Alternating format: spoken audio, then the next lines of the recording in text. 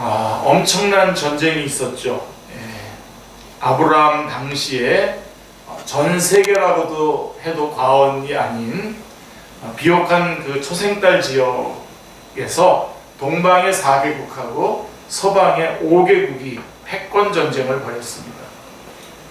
결국 그돌라오멜 왕을 중심으로 한 동방의 4개국이 승리를 했습니다. 서방 동맹국의 맹주였던 소돔은 야타를 당했고 백성들은 포로로 끌려갔습니다. 소돔에 살던 롯도 모든 재산을 빼앗기고 포로가 되었습니다. 롯 때문에 아브라함은 이 전쟁에 참여하게 되었습니다. 승리하고 돌아가는 그돌라오멜 동맹군을 기습으로 공격해서 빼앗겼던 모든 재산과 사람들을 되찾아 주었습니다. 아브라함의 승리는 기적과 같았습니다. 가장 높으신 하나님께서 원수들을 그의 손에 붙여주셨기 때문에 가능한 승리였습니다. 자, 이 모든 일들이 있은 후에 여호와께서 환상 가운데 아브라함에게 말씀하셨습니다. 그게 오늘 본문 1절 말씀입니다. 아브라함아 두려워하지 말라. 나는 내 방패요. 방패요 지극히 큰 상급이라. 이게 1절 말씀입니다. 쉬운 성경으로는 이렇게 되어 있어요. 아브라함아 두려워하지 마라. 나는 내 방패이다. 내가 너에게 큰 상을 줄 것이다. 이렇게 되어 있습니다. 자, 만약 하나님께서 우리에게 찾아오셔서 이렇게 말씀하신다면 우리는 어떻게 대답을 할까요? 이게 왜 은혜의 말씀입니까? 하나님, 아멘. 이렇게 응답할 거죠. 하나님과 정상적인 관계를 맺고 있는 사람이라면 누구나 기쁨으로 이렇게 응답을 할 것입니다. 아멘, 할렐루야. 응답할 것입니다. 그런데 아브라함의 반응은 심드렁합니다.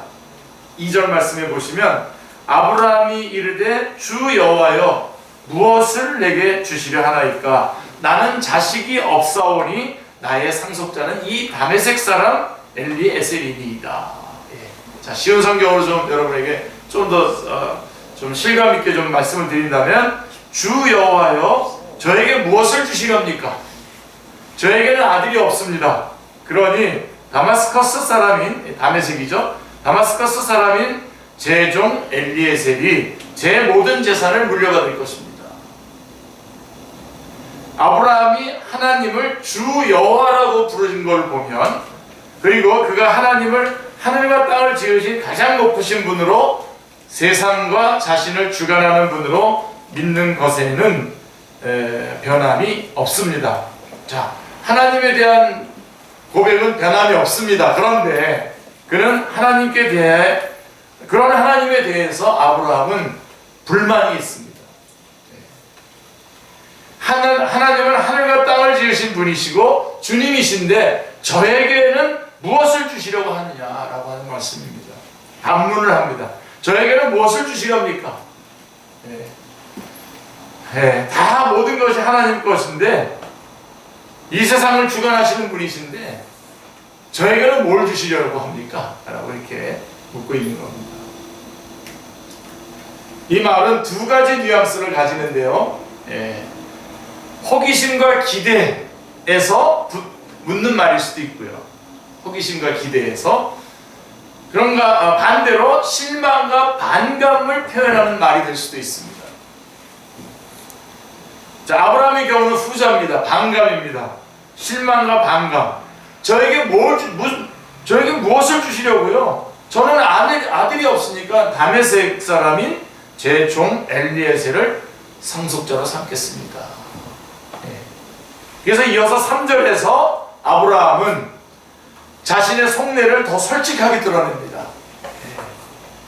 주께서 내게 씨를 주지 아니하셨으니 내 집에서 길린 자가 내 상속자가 될 것입니다. 더 좀 실감나게 쉬운 성경으로 주께서 저에게 아들을 주지 않으셨으니 제 집에서 태어난 종이 저의 모든 것을 물려받을 것입니다. 이렇게 말씀하고 있습니다. 주께서 저에게 아들을 주지 않으셨으니 라고 하는 이 말 속에는 이 모든 것의 원인은 하나님께 있고 이제는 아브라함도 어쩔 수 없이 자신의 계획대로 하겠다는 뜻이 담겨져 있는 것입니다. 이거 하나님 때문입니다. 이거는 지금. 저도 기다릴 만큼 기다렸고 참을 만큼 참았습니다. 이제는 더 기다릴 수도 참을 수도 없습니다. 사람이 참는 데는 한계가 있습니다. 저도 이제 제 계획대로 살아야겠습니다. 아브라함은 하나님께 항변을 합니다. 마음이 단단히 꼬여 있습니다. 네. 지금까지 하나님은 아브라함에게 나타나실 때마다 좋은 말씀을 해주셨거든요. 처음에 아브라함에게 나타났을 때 제가 아주 너무너무 좋아해서 여러분들에게 자주 보내는 말씀인데요. 창세기 12장 2절에 보면 내가 너로 큰 민족을 이루고 내게 복을 주어 내 이름을 창대하게 하리니 너는 복이 될지라.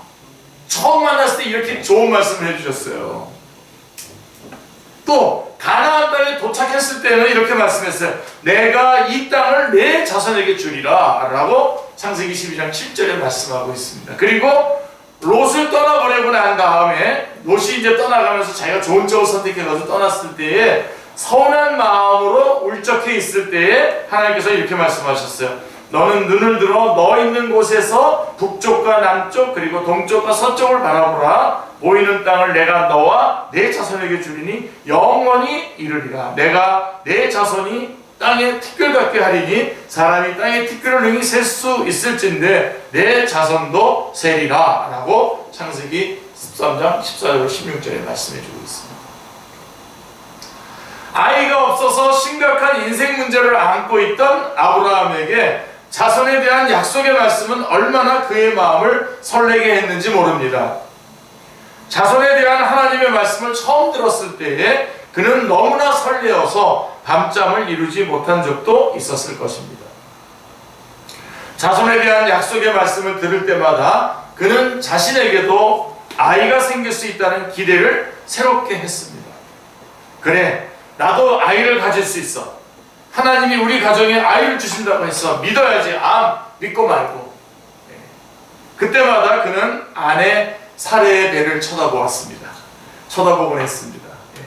그런데 금방 불러올 것만 같았던 사레의 배는 좀처럼 불러오지 않았습니다. 75세에 말씀을 받았는데 어느새 10년이 지났습니다. 85세가 되었습니다. 아마 이 10년은 아브라함이 속으로 정해놓은 마지노선이 아니었나 생각이 듭니다. 이게 참 문제입니다, 여러분. 아브라함이 그래 10년 정도면 돼. 하나님이 하신 약속이 아무리 늦어도 10년 안에는 이루어지겠지라고 나름대로 시한을 정해놓고 있었던 것 같습니다.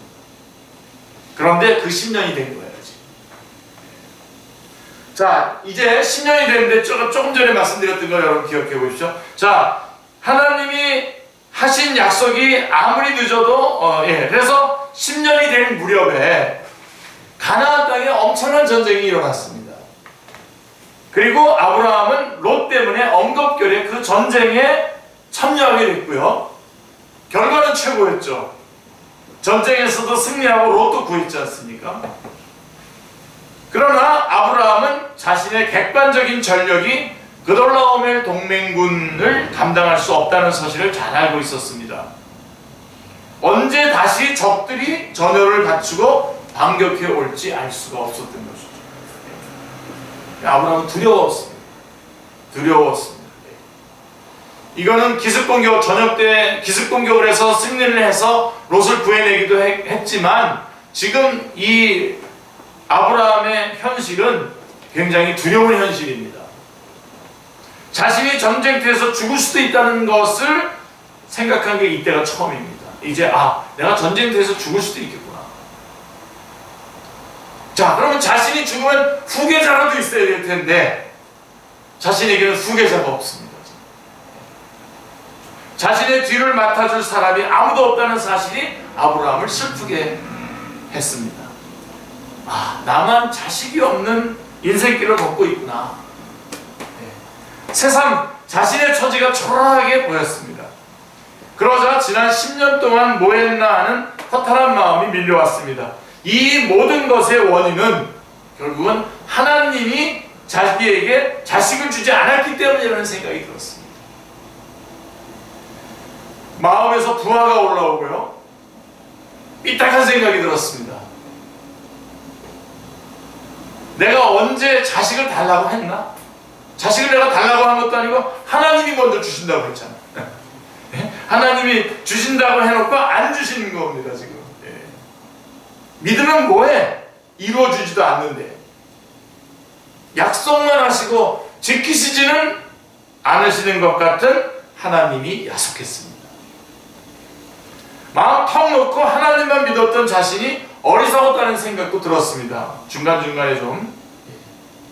이제는 하나님의 약속에만 의지하기보다는 나름대로 상속자를 찾아보고 준비시켜야 되겠다라고 하는 생각을 했습니다.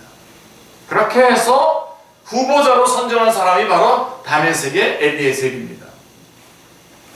그는 아브라함의 종들 중에 한 사람이었습니다. 아마도 아브라함이 보기에 신뢰감이 가는 종이었었던 것 같습니다. 자, 하나님이 안 주시니까 자신이 택해서 상속자를 준비해 놓는 게 훨씬 합리적이고 바람직하다고 아브라함은 생각했습니다. 이것이 믿음의 조상 아브라함의 현재의 모습입니다. 믿음의 조상 아브라함의 현재의 모습입니다. 자, 그렇다면 믿음의 후손인 우리의 모습은 어떻습니까? 지금 이 얘기를 얘기하고 싶은 겁니다. 하나님은 언제나 우리에게 좋은 것을 주셨습니다. 아멘. 그렇죠. 아멘입니다. 그렇죠? 로마서 8장 32절 말씀에 보시면 자기 아들을 아끼지 아니하시고 우리 모든 사람을 위하여 내어주시니가 어찌 그 아들과 함께 모든 것을 우리에게 주시지 않겠느냐. 제가 늘 말씀드리지만 우리가 하나님 앞에 이것 주세요 저것 주세요 구할 때에 그 기도를 듣고 계신 하나님은 이미 자기의 아들을 우리에게 주신 분이라는 사실을 여러분 기억하시죠? 하나님은 우리에게 좋은 것을 주십니다. 아멘. 하나님은 자기의 아들조차 아끼시지 않으시고 우리를 위해서 주셨습니다. 하나님은 우리에게 모든 좋은 것을 주시고자 합니다. 아멘. 그런데 우리도 아브라함처럼 삐딱하게 반응할 때가 있습니다. 주 여호와여 저에게 무엇을 주시렵니까? 아브라함이 지금 하나님 앞에 삐딱하게 물어본 거지 않습니까? 이게. 근데 우리도 그래요.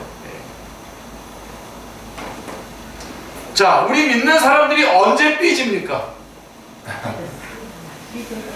언제 하나님께 대해서 삐딱해집니까? 자, 어떤 분이 처음 교회에 나왔어요.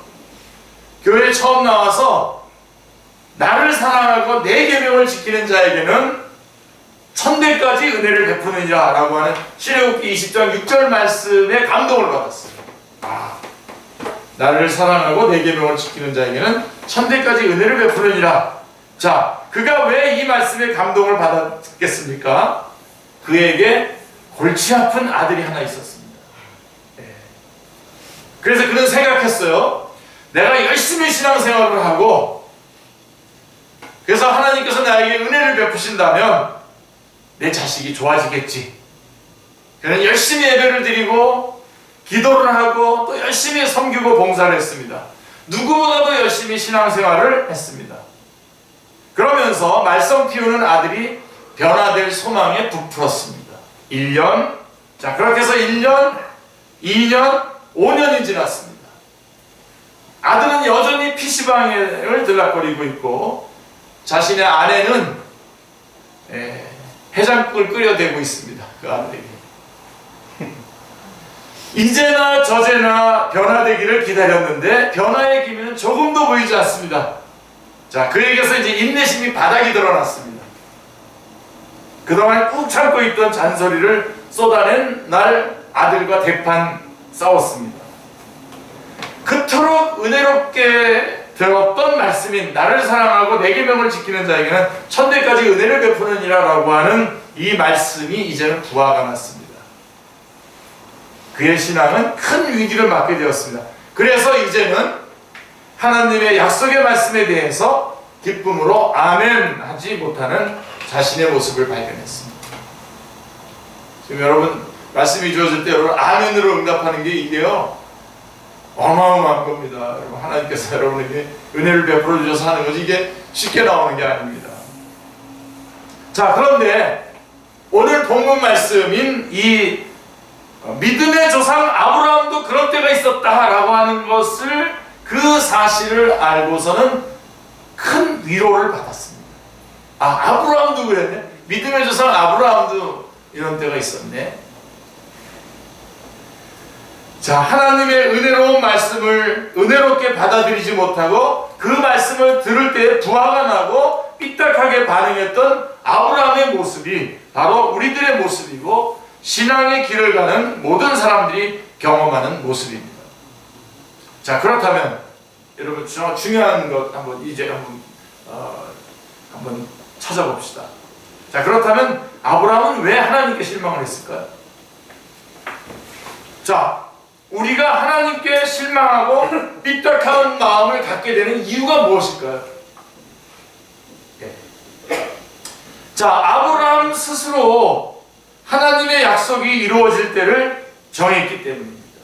아브라함이 스스로 자기가 그 약속을 응답받을 그 시간을 자기가 정했기 때문에 그런 것입니다. 우리가 스스로 하나님의 약속의 때를 정하고 그 결과를 예단하고 스스로 실망하기 때문입니다. 사랑하는 성도님들, 하나님은 약속을 반드시 지키시는 분이십니다. 아멘. 네. 그러나 우리의 때가 아닌 하나님의 때에 그 약속을 지키십니다. 하나님에게는 하나님의 때가 있습니다. 아멘. 그 하나님의 때는 사람이 알 수 없습니다. 그래서 사람이 스스로 때를 정하고 하나님의 약속을 기다리다 보면 실망을 하고 자포자기하고 부하가 나고 낙심하게 되는 것입니다. 인간의 생각으로는 아브라함이 약속의 말씀을 받은 뒤에 한 3년쯤 늦어도 10년쯤의 아이를 얻는다면 이상적일 것 같습니다. 얼마나 보기에도 좋습니까? 그러나 하나님의 생각은 인간의 생각과 훨씬 다릅니다. 하나님의 계획은 인간의 계획과 다릅니다. 그러므로 우리는 하나님의 약속을 그냥 믿어요. 아멘. 제가 오늘 말씀드리고 싶은 게 바로 이겁니다. 성경에서 하나님께서 우리에게 주신 이 어마어마한 약속의 말씀들을 여러분들이 먼저 어떤 결론을 내려놓고 어떤 시간을 정해놓고 된다 안 된다 그러는 것이 아니라 이 말씀을 꼭 붙잡고 그냥 끝까지 믿으셔야 돼요. 아멘. 때는 하나님께 맡기시고요. 그 내용은 반드시 이루어질 것이라고 하는 것을 믿어야 합니다. 아멘. 네. 그래야 인내할 수 있습니다. 내 아들이 여전히 PC방을 전전하고 아침마다 해장국을 끓여내는 일이 있게 할지라도 나를 사랑하고 내 계명을 지키는 자에게는 천배까지 은혜를 베푸느니라 라고 하는 약속의 말씀은 끝까지 믿어요. 아멘. 믿음의 가정을 이루겠다는 소원이 있다면 하나님께서 돕는 배필을 주시겠다고 했던 약속을 끝까지 믿어야 합니다. 아멘. 예, 이 사역자들 가운데서도 하나님이 사역자로 부르셨다면 하나님께서 영혼들을 붙여주시겠다고 하는 약속의 말씀을 끝까지 믿어야 합니다. 그러나 우리의 인내에는 한계가 있는데 어떻게 우리가 끝까지 믿을 수 있을까요? 우리의 연약한 믿음에 대한 유일한 치료제는 무엇일까요? 네. 제가 화려한 말씀으로 대답할 것 같죠? 아닙니다. 변함없이 동일한 하나님의 말씀. 변함없는 하나님의 말씀이 우리의 치료제입니다. 네, 치료제입니다. 우리가 끝까지 믿을 수 있는 우리의 연약한 믿음에 대한 유일한 치료제는 하나님의 말씀입니다. 동일한 하나님의 변함없이 동일한 여전히 동일한 하나님의 말씀입니다. 말씀을 꼭 붙잡아야 돼요. 아멘. 여호와께서 아브라함에게 말씀하셨습니다. 그 사람이 내 상속자가 아니라 내 몸에서 날 자가 내 상속자가 되리라고 4절에 말씀하고 있습니다. 좀 쉽게 쉬운 성경으로 말씀드리면 그 아이는 내 재산을 물려받을 사람이 아니다. 내 몸에서 태어나는 자가 내 재산을 물려받게 될 것이다. 분명히 말씀하고 있습니다. 그리고 아브라함을 밖으로 데리고 갑니다. 밖으로 데리고 나가셔서 하늘에 있는 셀 수 없는 별을 바라보게 하십니다. 그리고 말씀하셨습니다. 하늘을 우러러 물별을 셀 수 있나 보라. 또 그에게 이르시되 내 자손이 이와 같으리라. 5절에 말씀하고 있습니다. 자, 쉬운 성경으로 하늘을 바라보아라. 셀 수 있으면 저 별들을 세어봐라. 내 자손들도 저 별들처럼 많아지게 하겠다. 지금까지 아브라함은 밤마다 하늘의 별을 보았죠. 캄캄한 밤하늘의 별들을 볼 때마다 아름답다는 생각은 했어도 내 자손이 저렇게 많아질 거라고 하는 생각은 한 적이 없었습니다. 그런데 하나님은 하늘을 바라보고 있는 아브라함에게 내 자손들도 저 별들처럼 많아지게 될 것이다 라고 말씀하셨습니다. 그 순간 신비하고 광대한 하나님의 세계를 향한 마음의 눈이 활짝 열렸습니다. 할렐루야. 예. 그를 짓눌렀던 모든 두려움과 답답함과 서운함이 사라지고 별빛처럼 찬란한 빛이 그의 마음에 가득 채워지는 것을 느꼈습니다. 우주의 별들을 만드신 하나님께서 능히 자신의 자손들을 저 별들처럼 많아지게 하실 수 있다라고 하는 믿음이 생긴 것입니다. 아멘. 별이 빛나는 밤에 아브라함은 여호와를 믿었습니다. 여호와의 말씀을 믿었습니다. 그게 그 유명한 창세기 15장 6절 말씀입니다. 아브라함이 여호와를 믿음에 이를 그의 의로 여기셨다라고 하는 말씀입니다. 여러분, 그게 바로 믿음은 들음에서 난다라고 하는 말씀입니다. 이 아브라함의 믿음은 들음에서 난 겁니다.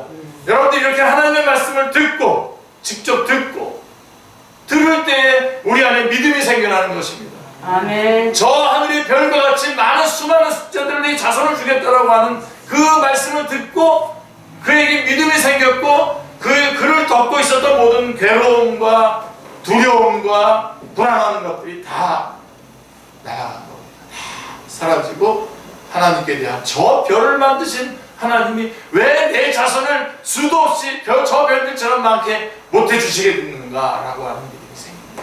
아멘. 그래서 그의 믿음은 들음에서 났습니다. 들음은 하나님의 말씀으로 말미암는 것입니다. 하나님이 아브라함의 믿음을 보시고 아브라함을 의롭게 여기셨습니다.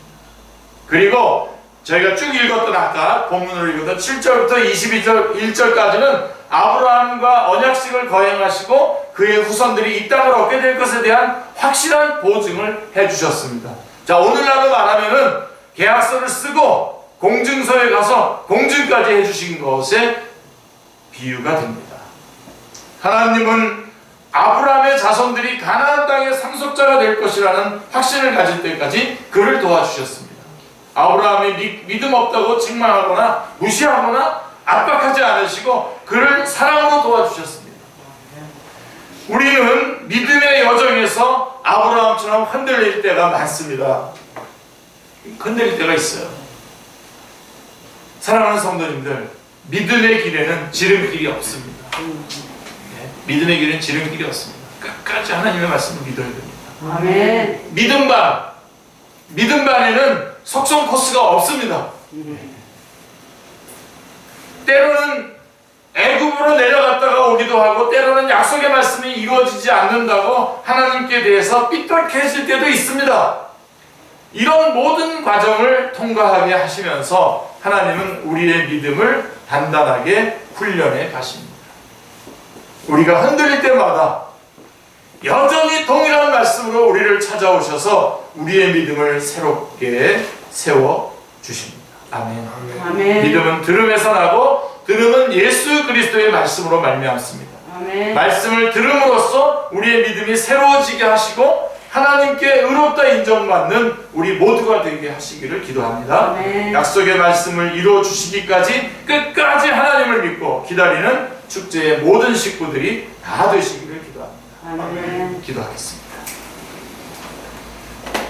하나님 아버지, 참 감사합니다.